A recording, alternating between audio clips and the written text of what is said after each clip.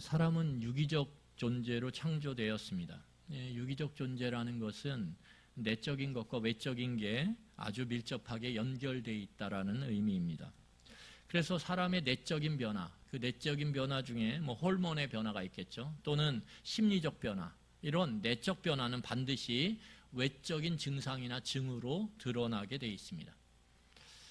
여러분, 이것은 영적인 측면도 동일해요. 그래서 우리 안에 일어나는 영적인 변화는 반드시 외적인 증상으로 나타나게 되어 있습니다.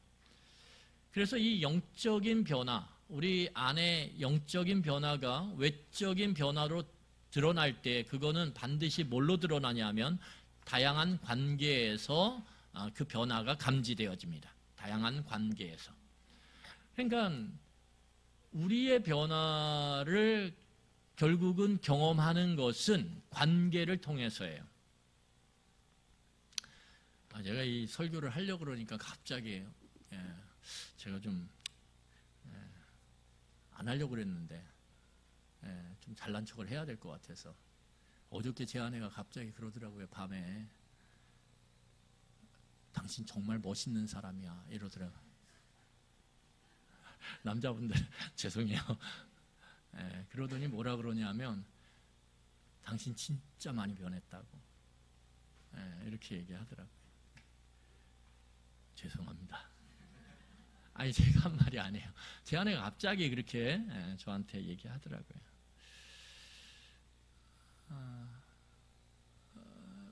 본인을 굉장히 전적으로 수용해 준다고, 자기가 하는 말, 자기가 하는 어떤 요구들을 전적으로 수용해 주는 것이 너무 고맙다고 이렇게 얘기하더라고요. 아니 이것 때문에 제가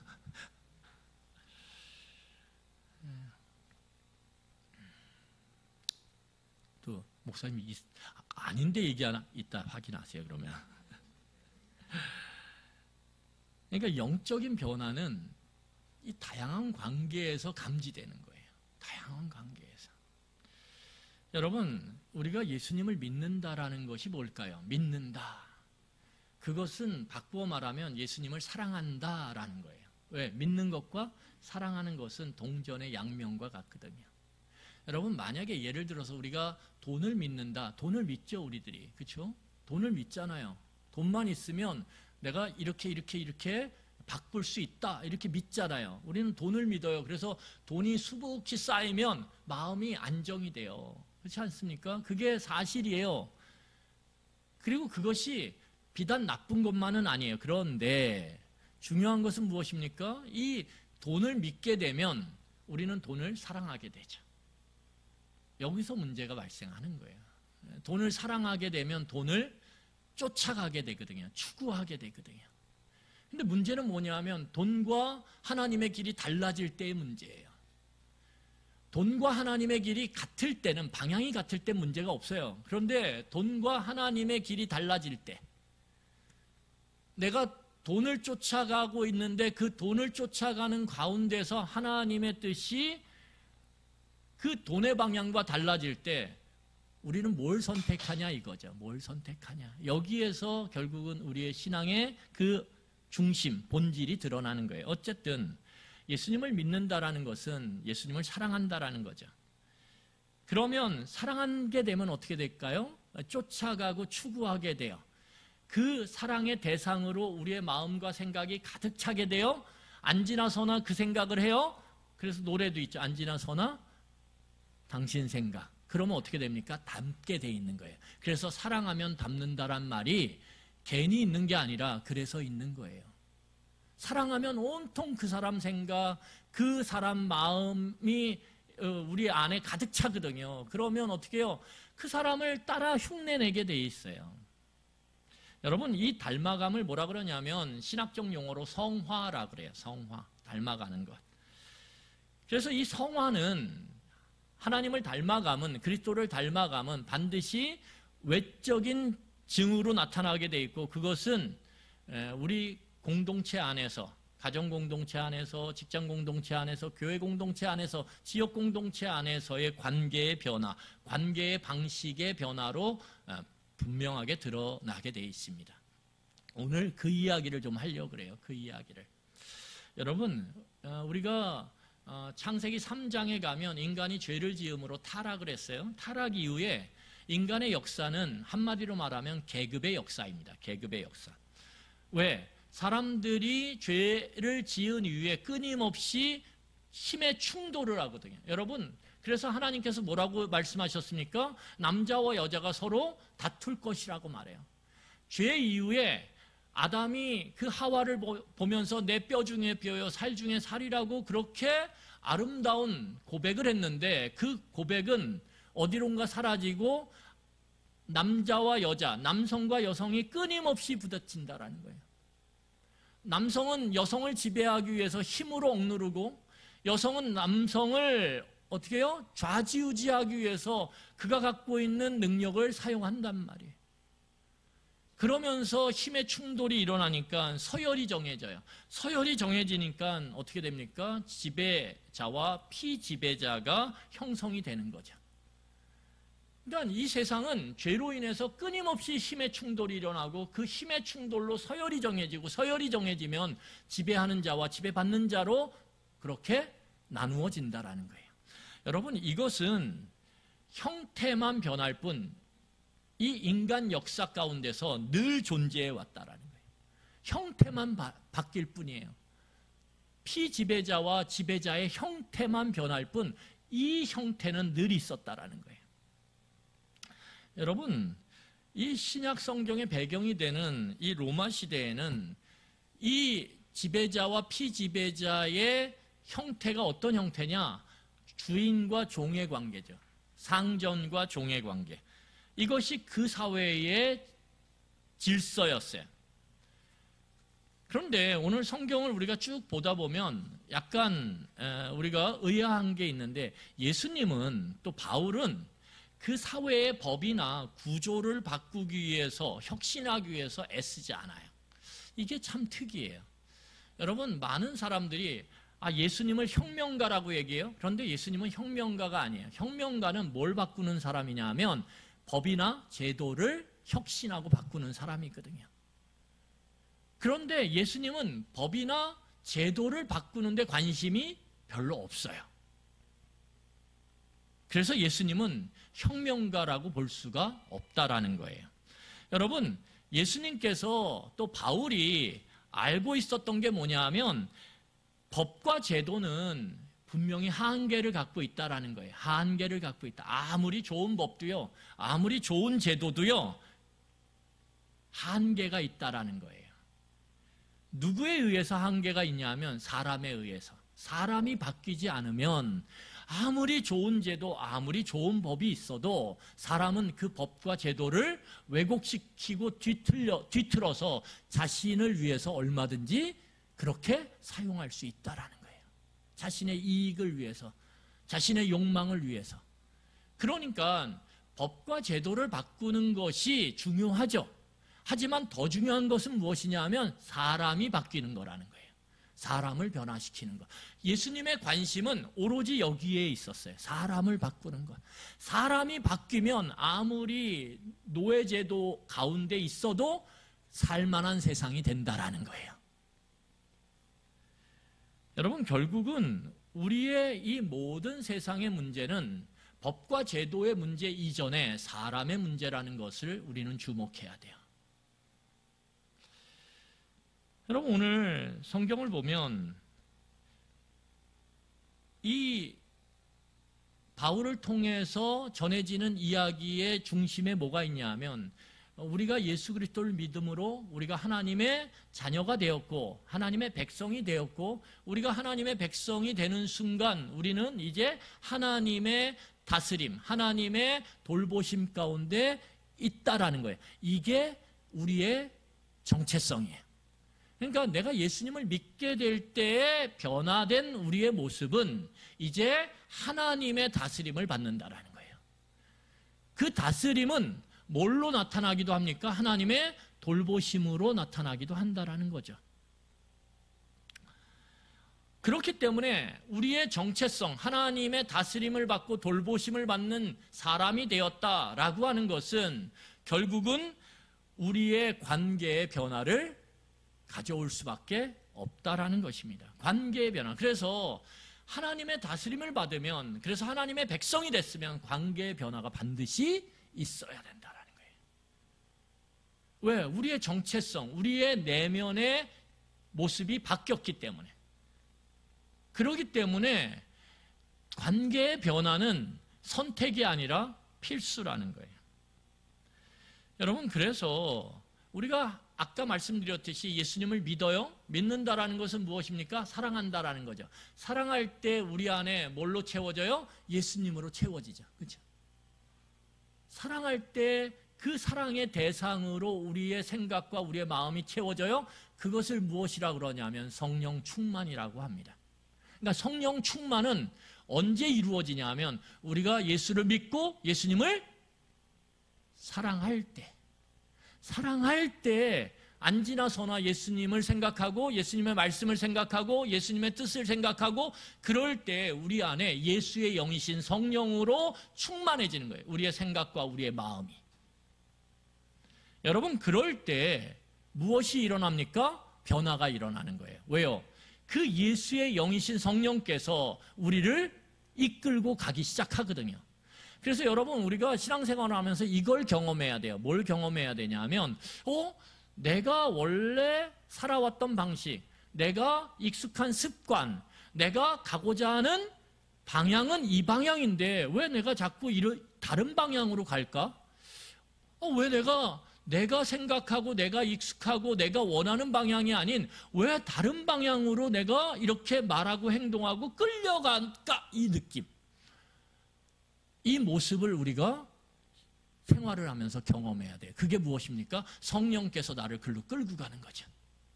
분명히 이게 내가 익숙한 거고 나한테 이익이 되는 거고 내가 원하고 내가 편안한 길인데 자꾸 나로 하여금 불편한 길을 가게 하고 나로 하여금 익숙하지 않은 길을 가게 하고 그런 선택을 하게 만드는 그 힘이 뭐냐면 내 안에 가득 차 있는 충만한 예수의 영이신 성령께서 나를 이끄는 거라는 거예요. 이게 성령의 인도하심이에요. 이것을 경험하는 것이 신앙에서 굉장히 중요합니다. 굉장히 중요해요. 여러분, 그러면 오늘 예수를 믿게 되었을 때 상전과 노예의 그 모습이 어떻게 바뀌게 되냐면 상전과 노예였어요. 그런데 그들이 예수님을 믿게 됐을 때, 그래서 예수님을 사랑함으로 성령이 충만해졌을 때 그들이 어떤 방향으로 걸어가기 시작하냐면 오늘 5절과 7절과 9절입니다. 우리 함께 읽도록 하겠습니다. 5절부터 읽겠습니다. 같이 읽겠습니다. 시작. 종들아 두려워하고 떨며 성실한 마음으로 육체의 상전에게 순종하기를 그리스도께 하듯 하라. 7절입니다. 기쁜 마음으로 섬기기를 주께 하듯 하고 사람들에게 하듯 하지 말라. 우리 9절 상반절입니다. 상전들아 너희도 그들에게 이와 같이 하고 위협을 그치라. 여러분, 여기 보면 우리 5절은 종에게 하는 말이죠. 7절은 상전, 주인에게 하는 말이에요. 자, 그러면 여기서 여러분 놀라운 관계의 변화가 일어난 것을 의미하는 단어가 있어요. 그게 무엇입니까?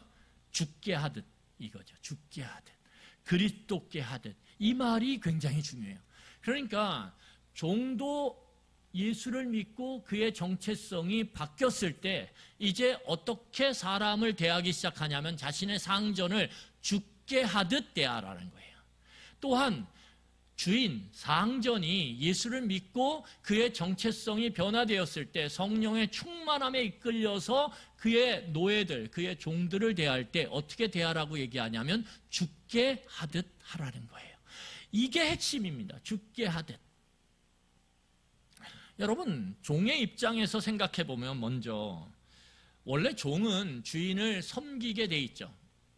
만약에 주인을 섬기지 않으면 어떻게 됩니까? 그 사회의 질서를 어떻게 해요? 위협하는 심각한 도전이기 때문에 법에 의해서 또한 그 물리적 힘에 의해서 응징을 당할 수밖에 없어요. 그렇지 않습니까? 요즘도 여러분 노동자들이 예를 들어서 가게에서 일하는 아르바이트생들이 만약에 그 사장이나 아니면 주인에게 만약에 도전을 했다. 그러면 어떻게 될까요? 당연히 응징이 주어질 수밖에 없죠. 그것이 일을 그만두게 만드는 것이든 아니면 월급을 줄이는 것이든 응징이 이루어질 수밖에 없다라는 거예요. 그러니까 오늘 이 사회 가운데서는 예수를 믿지 않는 일반적인 종들은 어떻게 행동을 했냐면 겉으로는 오늘 상전을 두렵고 떨리는 마음으로 성실하게 순종을 했어요. 상전에게. 안 그러면 큰일 나니까. 근데 문제는 무엇입니까? 마음에는 주인을 향한 미움과 증오가 가득 차 있었다라는 거예요.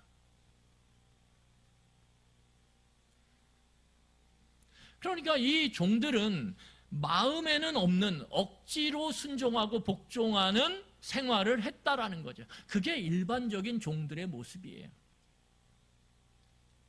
여러분, 오늘 사도 바울은 그것을 뭐라고 얘기하냐면 눈가림이다 이렇게 얘기해요. 오늘 본문에 보면 눈가림이다. 우리 눈가림하고 아웅한다 뭐 이런 말 있지 않습니까? 눈가림이라는 거예요. 속이는 거라는 거예요. 속이는 거. 여러분, 오늘 사도 바울은 뭐라고 얘기하냐면 예수를 믿게 된 종들아, 너희들이 이제는 변화됐으니까 그 변화된 모습을 주인들에게 드러내야 되는데 그 주인들에게 드러내는 모습 가운데 눈 가리지 말라, 속이지 말라라는 거예요. 죽게 하듯 하라는 거예요. 죽게 하듯 하라. 여러분, 이게 얼마나 어려운 말일까요? 엄청 어려운 말입니다. 왜냐하면 여러분, 주인들에게 얼마나 노예들이, 종들이 부당한 대우를 받고 그런 힘든 모욕적인 말들과 표정과 그런 행동들을 당했겠어요. 그러니까 그들 속에 울분과 억울함과 분노가 가득 차죠. 하지만 겉으로 그걸 표현하면 법적인 물리적인 응징이 주어지기 때문에 어쩔 수 없이 겉으로는 어떻습니까? 두렵고 떨며 주인을 성실하게 그렇게 섬기는 것처럼 섬겼어요. 하지만 속으로는 끝없이 미워하고 끝없이 증오하며 홀로 있을 때 그 주인을 끝없이 욕하죠. 그래야 겨우 그 켜켜이 쌓인 그 마음의 울분과 그 분노를 해소하는 거예요. 그게 해소의 통로예요. 그런데 그걸 하지 말라라는 거예요. 오늘 사도 바울이. 예수를 믿게 됐으면 그렇게 하지 말라라는 거예요. 그러니까 얼마나 어렵겠습니까? 마음에 그게 계속 쌓이는데, 그 분노가 계속 켜켜이 쌓이는데. 그런데 여러분, 그렇게 하지 말라라는 거예요. 왜요? 예수를 믿게 되었을 때 이제 행동의 주체는 누가 되는 거냐면 내가 되는 거예요. 행동의 주체는 내 안에 계신 성령으로 인해서 행동의 주체가 누가 되는 것입니까? 내가 되는 거예요. 이게 중요한 거예요. 예수를 믿게 됐을 때 우리 안에 일어나는 변화의 가장 중요한 것이 뭐냐면 행동의 주체가 누가 되는 거냐? 내가 된다라는 거예요.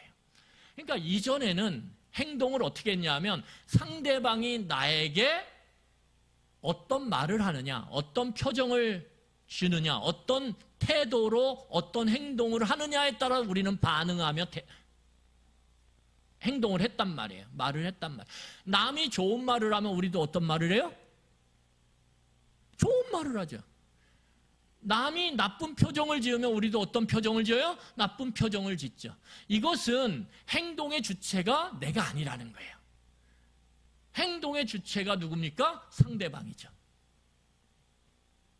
상대방일 수밖에 없다는 거예요. 그런데 예수를 믿게 됨으로 내 안에 예수의 영이 가득 찰 때는 그때서부터 행동의 주체는 누가 되는 것입니까? 내가 되기 시작한다라는 거예요. 내가. 내 안에 있는 성령이 되는 거예요. 여러분, 성령은 상대방이 부정적인 행동을 한다고 부정적으로 대하거나 긍정적인 행동을 한다 그래서 긍정적으로 대하는 그러한 객체가 아니에요. 상대적이지 않다라는 거예요. 여러분, 이것을 깨닫는 게 중요합니다. 내가 예수를 믿게 됐을 때 이제 행동의 주체는 내 안에 계신 성령으로 인한 내가 되는 것, 이것이 중요한 거예요. 남이 어떤 행동을 하든 그 사람이 어떤 표정을 짓든 어떤 말을 하든 그것은 그 사람의 몫이에요. 나는 어떻게 하는 것입니까? 나는 성령의 충만함 가운데서 예수의 그 뜻에 따라 예수가 기뻐하시는 그 말과 행동을, 표정을 짓고 하는 것, 그것이 오늘 변화된 모습의 핵심이라는 거예요. 그래서 오늘 성경에 뭐라고 얘기합니까? 그 예수 그리스도를 믿고 성령으로 충만한 종들은 상전이 어떤 행동을 하든 어떤 부당한 일을 행하든 너희들은 그것과 상관없이 죽게 하듯 하라. 이렇게 말하고 있는 거예요. 죽게 하듯 하라. 여러분, 죽게 하듯 하라는 것, 종이 죽게 하듯 하라는 게 바꾸어 말하면 눈 가리고 아웅하지 말고 어떻게 해요? 진실한 마음으로 상전을 대하라. 여기서 그래서 핵심이 무엇입니까? 죽게 하듯 하라? 마음이에요. 마음. 왜요? 주님은 우리의 마음을 아시거든요. 그러니까 주님은 속일 수가 없어요. 눈 가리고 아웅할 수가 없어요. 그러니까 이 죽게 하듯 하라고 하는 것의 핵심은 우리의 마음을 다해서 섬기라는 거예요. 겉과 마음을 다르게 하지 말고 마음을 동일하게 두렵고 떨림으로 성실하게 주인을 섬기라는 거예요. 이 마음에 있습니다. 핵심은. 여러분, 그래서 오늘 6절과 7절 보세요. 6절, 7절 보세요. 제가 읽겠습니다. 눈가림만 하여 사람을 기쁘게 하는 자처럼 하지 말고, 눈가림만 하여 사람을 기쁘시게 하는 자처럼 하지 말고, 사람은 속아요. 눈가림하면 당장은. 그런데 주님은 속지 않아요. 그리스도의 종들처럼 마음으로 하나님의 뜻을 행하고 기쁜 마음으로 섬기기를 누구께 하듯 하라? 죽게 하듯 하고 사람들에게 하듯 하지 말라. 그러니까 겉으로만 그렇게 하고 마음 속이지 말고 겉과 마음을 동일하게 해서 섬기라는 거예요. 어떤 마음으로? 하나님의 뜻을 행하는 마음으로. 여러분, 여기서 하나님의 뜻을 행한다는 게 뭘까요? 선한 마음으로. 주인이 나에게 이렇게 부당하게 행동을 해도 난 주인이 잘 됐으면 좋겠어. 나는 주인이 정말 하나님을 알고 변화됐으면 좋겠어. 이런 선한 마음을 갖고 섬기라는 거예요. 또 하나가 무엇입니까? 기쁜 마음으로. 여기 참 이게 아이러니예요. 주인이 부당한 행동을 하는데 어떻게 겉으로는 기뻐할 수 있겠지만 내 마음까지 기뻐할 수 있어요. 어렵지 않습니까? 어렵잖아요. 여러분, 입장 바꿔놓고 생각해 보세요. 시어머니가 막 힘들게 하는데 며느리가 겉으로는 막 어머니 이러지만 속으로는 뭐야? 이럴 수 있죠. 그런데 어떻게 마음까지도 그렇게 기쁜 막 어머니 그러면서 어떻게 해요? 마음도 이렇게 하냐 이거죠. 이게 어렵잖아요. 그렇지 않습니까? 일터에서도 어렵잖아요. 그렇게 하는 게. 오늘 네가 상전을 대하는 데 있어서 상전의 행동과 상관없이 말과 행동 없이 상관없이 네가 네 안에 있는 성령의 그 뜻을 쫓아서 선한 마음을 갖고 기뻐하는 마음으로 그를 온전히 대하라. 그 행동의 주체가 되라. 이렇게 말씀하시는 거예요. 왜요? 이유가 있어요. 그렇게 하는 이 어려운 일을 오늘 우리에게 말씀하시는 이유가 있단 말이에요. 이 어려운 일을. 우리 8절입니다. 우리 8절 같이 읽겠습니다. 8절 같이 읽겠습니다. 시작. 이는 각 사람이 무슨 선을 행하든지 종이나 자유인이나 주께로부터 그대로 받을 줄을 알미라. 여러분, 여기 보면 뭐라고 얘기합니까? 이는 왜 그렇게 선한 마음으로 기쁜 마음으로 그렇게 그 상전의 행동과 말과 태도와 표정과는 상관없이 나는 그렇게 해야 되냐? 이는 각 사람이 무슨 선을 행하든지 종이나 자유이나 주께로부터 그대로 받을 줄 알미라. 이 끝이 중요한 거예요. 뭐예요? 주께로부터 받을 줄 알미라. 여러분, 우리가 죽게 하듯 그렇게 상전을 대해야 되는 이유는 무엇이냐면 그렇게 선한 마음과 기쁜 마음으로 그 진실된 마음으로 대할 때 그것이 하나님 앞에서 진짜 선함이 된다는 거예요. 이게 중요한 거예요. 우리의 행동이 주인 앞에서 선하게 되는 게 중요한 게 아니라 누구 앞에서요? 하나님 앞에서, 예수 그리스도 앞에서 그 행동이, 그 말이 선한 행동과 말이 된다라는 거예요.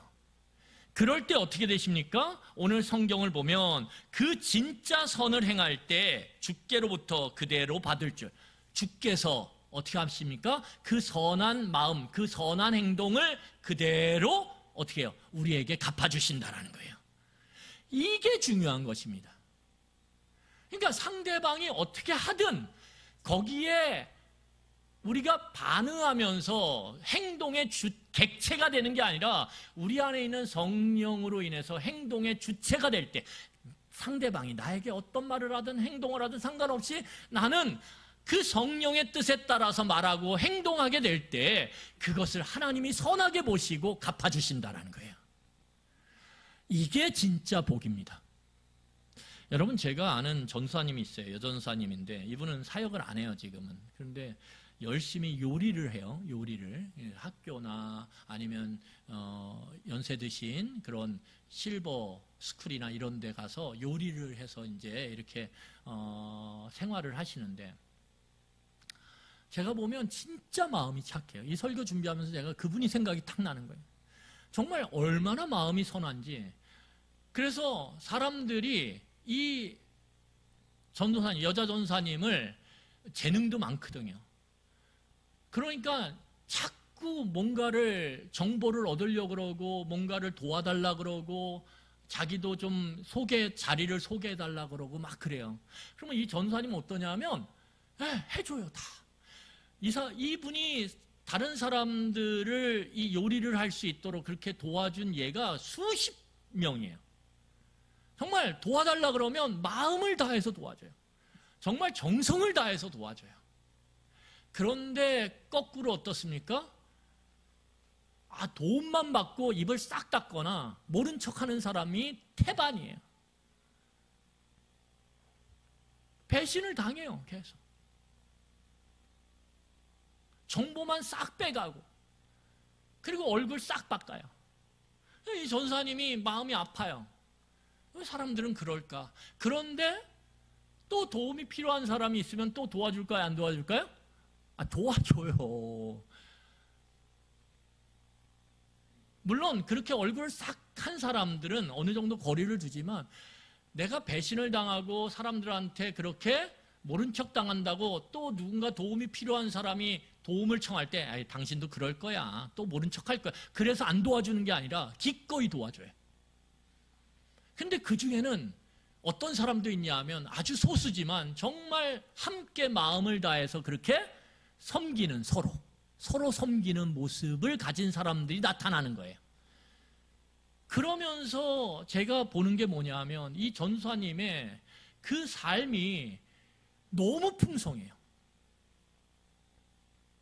저는 하나님께서 이분이 행동의 주체가 되고 하나님께서 기뻐하시는 그러한 행동을 기꺼이, 그런 말들을 기꺼이 상대방이 어떤 행동을 하든 상관없이 그것들을 지속시키는 모습들을 보면서 하나님께서 정말 사람을 붙여주시고요, 좋은 사람들을. 그리고 그 일들을 이루어 가시는데 일이 점점 커져요.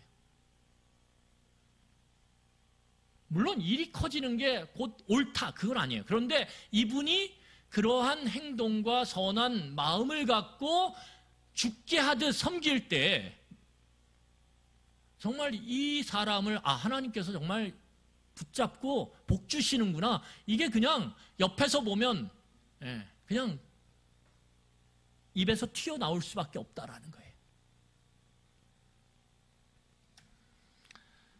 여러분, 오늘 상전에게도 똑같이 죽게 하듯 하라 그래요. 그러면 여러분, 이 상전들에게 또 죽게 하듯 종을 대하라 이렇게 말하는데 이건 더 어려워요.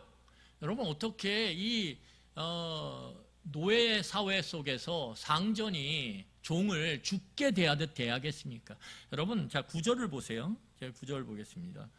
그 당시에 상전이 종을 대하는 데 있어서 주로 썼던 방법이 뭐냐면, 자, 9절입니다. 상전들아, 너희도 그들에게 이와 같이 하고 위협을 그치라. 여러분, 그 당시에 주인은 종들을 어떻게 했습니까? 위협했어요. 말로 위협하고요, 표정으로 위협하고요, 물리적으로 위협했어요. 그래서 강압적으로 종들이 복종하도록 만들었습니다. 억압적으로 복종하도록. 여러분, 이거 자주 보시죠? 어디서 보셨어요? 집안에서 보시잖아요. 엄마 아빠들이 어떻게 해요? 아이들이 말 듣게 하려고 어떻게 해요? 표정 이렇게, 그렇죠? 억압적으로 복종을 하도록 어떻게 합니까? 그렇게 위협하죠. 이 위협하는 것이 무엇이냐면 예수를 알지 못하는 상전의 모습이라는 거예요. 이러면 너무 쉽거든요. 여러분, 위협하면 법과 제도로 위협하고요, 물리적인 힘으로 위협하고요, 표정으로 위협하고요, 그러면 당장에는 말을 들어요. 그런데 문제는 무엇입니까? 상대방이 겉으로만 말을 듣는다라는 거예요. 눈가림한다라는 거예요. 마음은 그래요, 안 그래요? 안 그래요. 그러면 무슨 문제가 생기냐면 주인이 보지 않는 곳에서, 주인이 알아차리지 못하는 곳에서는 어떻게 합니까? 그의 마음이 튀어나오는 거예요. 그러니까 관계에서 가장 중요한 건 마음이거든요. 마음과 마음이 통해야 되거든요. 여러분, 마음과 마음이 통하지 않으면 모든 것은 일시적일 수밖에 없습니다. 마음과 마음이 통해야 진짜 변화가 일어나고 그 변화가 지속성이 생기는 거예요. 그런데 이 마음과 마음이 통하지 않으면 어떻게 해요? 내가 힘이 있을 때만, 내가 위협해서 상대방이 그 위협을 느낄 때만 그것이 유효한 거예요. 만약에 상대방이 더 많은 것을 가지거나 더 커지거나 더 힘이 세지거나 더 능력이 있으면 그때서부터는 내 위협은 아무짝에도 쓸모가 없어요.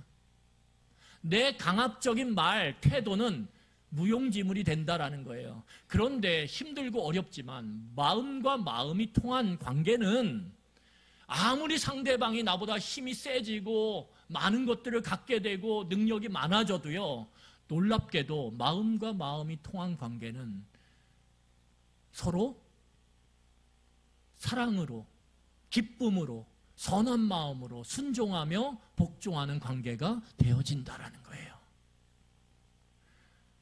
여러분, 우리가 부모로서도 마찬가지예요.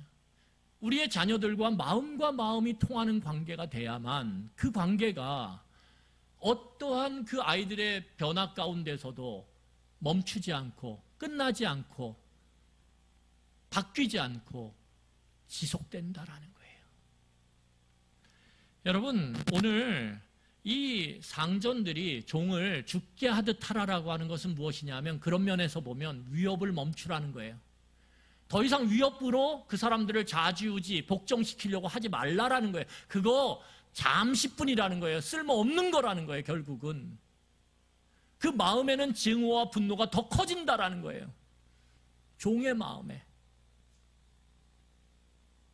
그러니까 어떻게 하냐? 오늘 성경에 뭐라고 얘기합니까?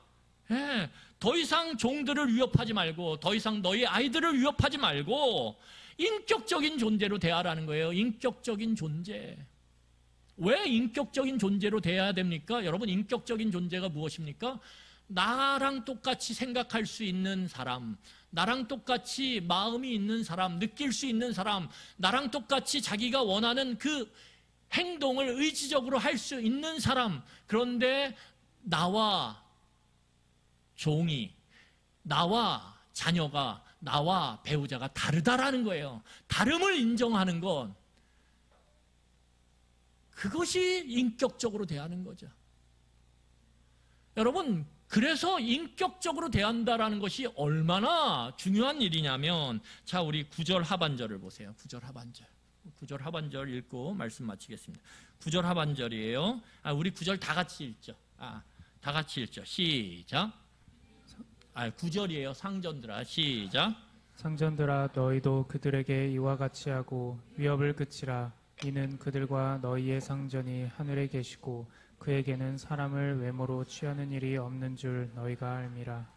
여러분 여기서 주목해야 되는 것이 무엇입니까? 상전은 딱 한 분이라는 거예요. 누구요? 하나님. 우리가 상전 노릇할 사람은 대상은 누구밖에 없어요? 하나님. 우린 다 똑같은 존재라는 거예요. 다. 여러분 내가 상전이든 다른 사람이 종이든 내가 부모든 다른 사람이 내 자녀든 여러분 우리는 다 똑같은 인격적인 존재예요. 누가 누구를 위협하고 내 강압적인 힘으로 내 원함과 뜻으로 그를 억지로 구부러뜨리고 억지로 펴고 하는 존재가 아니라는 거예요. 그러면 큰 탈 난다라는 거예요. 왜? 그렇게 할 수 없는 존재가 그렇게 하면 탈이 나지 않습니까? 그렇게 하지 말아야 될 존재가 하나님처럼 굴면 안 된다라는 거예요. 그러면 반드시 그 관계는 틀어지고 망가지고 탈이 난다라는 거예요. 그러니까 그렇게 하지 말라라는 거예요. 위협하지 말고 인격적으로 대하라. 왜 인격적으로 대하느냐? 하나님 앞에서 우리는 다 똑같기 때문에, 다 동일한 존재이기 때문에.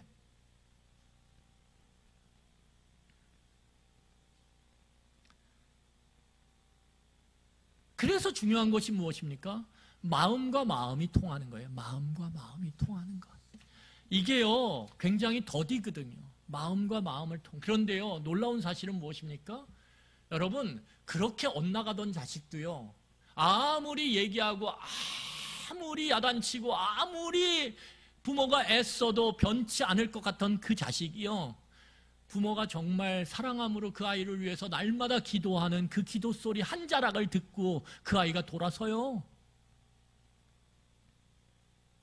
마음이 통하는 거예요. 여러분, 마음은 외적인 걸로 바뀌지 않습니다. 마음이 바뀌면 외적인 게 바뀌어요. 하지만 외적인 것이 바뀌었다 그래서 마음이 바뀌는 일은 없어요. 근데 우리는 어리석게도 이 너무 빠른 세상 속에서 어떻게든 외적인 것들을 위협이든 그게 당근이든 아니면 그게 사탕이든 달콤한 것이든 그것이 매나 위협이나 훈계든 그렇게 해서라도 우리는 어떻게 하고 싶어요? 빨리 그 마음을 바꾸기를 원해요. 근데 절대 바뀌지 않아요. 마음은 마음으로 바뀌는 거예요. 어떻게 할 때요? 내가 부모된 자로서, 내가 상전된 자로서 그 사람의 행동이 그럴지라도, 물론 그 사람의 행동이 잘못되면 규칙에 의해서, 정해진 룰에 의해서 거기에 일정한 적용이 돼야 되죠. 그걸 그냥 다 좋은 게 좋은 거라 그런 거 아니에요. 중요한 것은 무엇이냐면 그럼에도 불구하고 내가 그 상대방을 대할 때는 내 안에 있는 성령의 음성에 따라, 그 뜻에 따라 행동을 하라는 거예요. 부모들도 마찬가지라는 거예요. 내 자식이 공부 잘하니까, 내 말 잘 들으니까 그래, 잘해줘야지. 이게 아니에요. 공부를 좀 덜해도, 말을 지금 당장 안 들어도 정말 성령께서 내 마음 가운데 말씀하시며 그 아이에게 어떻게 대하기를 원하시는지에 따라서 대해가는 것, 그럴 때 진짜 마음과 마음이 통함으로 인한 변화가 일어난다는 거예요. 진짜 변화가. 시간이 걸리죠. 내가 힘들죠.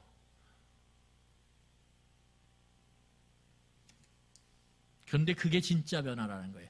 그래서 우리의 기도의 제목은 뭐예요? 하나님, 내 자식이 바뀌게 도와주세요. 그게 우리의 기도 제목이 되면 안 돼요. 뭐가 기도의 제목이 돼야 돼요? 하나님, 제 마음으로 제 자식을 온전히 죽게 대하듯 대할 수 있도록 제 마음을 좀 붙잡아 주세요. 제 마음을 성령의 그 충만함 가운데 성령의 뜻을 쫓아가는 마음이 되도록 주님, 제 마음을 주님 도와주세요. 그게 우리의 기도의 제목이 돼야 된다는 거예요. 그럴 때 우리의 마음이 변화되고 그 마음이 외적인 모습으로 죽게 대하듯 그렇게 대함으로 자녀를 대할 때 그 자녀가 바뀌기 시작하는 거예요. 변화는 그때 일어나는 거예요. 진짜 변화는 마음과 마음이 만날 때 일어나는 거예요. 겉모습과 겉모습이 만날 때는 절대 변화가 일어나지 않습니다. 근본적인 변화가. 말씀을 마무리하겠습니다. 여러분, 믿음은 사랑이에요. 우리가 믿게 되면 사랑하게 돼 있어요. 사랑은 뭐냐라고 할 때, 우리가 하나님을 믿는다, 예수 그리스도를 믿는다 이럴 때 우리는 그것을 아까 말씀드렸듯이 하나님을 사랑한다, 예수 그리스도를 사랑한다라고 바꿀 수 있어요. 그러면 하나님을 사랑하고 예수 그리스도를 사랑하는 것은 무엇입니까? 하나님의 꿈이 내 꿈이 되는 거예요. 내 꿈을 하나님의 꿈으로 둔갑시키는 게 아니라요, 하나님의 꿈이 내 꿈이 되는 거예요. 그리고 그 하나님의 꿈을 위해서, 내 꿈이 된 하나님의 꿈을 위해서 해산의 고통을 다하는 수고를 하는 거예요. 여러분, 쉽게 바뀌지 않아요, 사람은. 그래서 우리 얘기하잖아요. 사람 고쳐 쓰는 거 아니라고. 사람 쉽게 변하지 않는다고. 맞아요. 그게 맞아요. 하나님을 제외하면 맞아요. 하나님의 역사를 삭제하면 맞아요. 성령의 일하심을 배제하면 맞아요. 하지만 성령이 우리 안에 일하시기 시작하면, 하나님께서 우리를 만지시기 시작하면 그 말은 달라져야 돼요. 변할 수 있다라고. 그래서 하나님의 꿈이 나의 꿈이 돼서 그 꿈을 위해서 내가 해산의 수고까지도 감당하는 그 애씀, 그 애씀의 기도, 그 몸부림치는 그 애씀이, 그 치열함이 우리 안에 있을 때, 여러분, 우리 안에 놀라운 하나님의 그 관계의 복을 누리는, 여러분, 인생 살아가면서 가장 큰 복이 뭐예요? 관계의 복이에요.